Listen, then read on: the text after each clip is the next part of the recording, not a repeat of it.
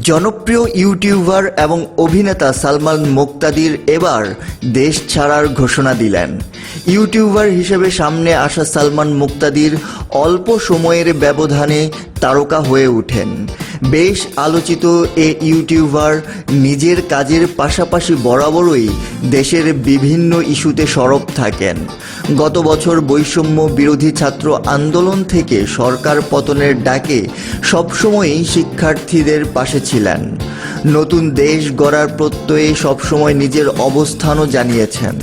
তবে এবার তার মুখে শোনা গেল দেশ ছাড়ার কথা। সম্প্রতি সামাজিক যোগাযোগ মাধ্যমে ভাইরাল হয়েছে সালমানের একটি ভিডিও। ওই ভিডিওতে বাংলাদেশ ছেড়ে চলে যাওয়ার পরিকল্পনা জানান এ সেলিব্রিটি।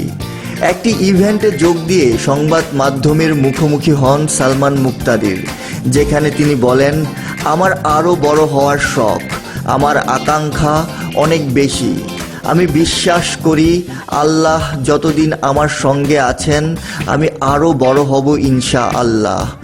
বাংলাদেশ নিয়ে কথা বলা প্রসঙ্গে সালমান বলেন, আমি এখন বাংলাদেশ নিয়ে এত কথা বলি কারণ এ দেশে আমি থাকি, কিন্তু যখন আমি এ দেশে থাকবো না তখন দেশের জন্য কথা বলার অধিকারটা আমার থাকবে না। তখন ওই মুহূর্তে আমি কখনো দেশ নিয়ে কথা বলবো না।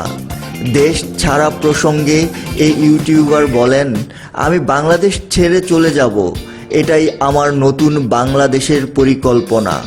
আমি অনেক আগে থেকেই বলেছি, যখন আমার সব শখ স্বপ্ন পূরণ হয়ে যাবে তখন আমি দেশ ছেড়ে বাইরে যাব। ছোটবেলা থেকেই বিদেশ যাবার ইচ্ছা ছিল জানিয়ে সালমান বলেন, এখানে ইমোশনাল বিষয়ে ভাবার জায়গা নেই। বাস্তবিক অর্থে চিন্তা করলে দেখবেন বাইরের দেশে পরিবার বড় করা, সেখানকার পরিবেশ, লাইফস্টাইল, জীবনযাত্রার মান সব ভালো।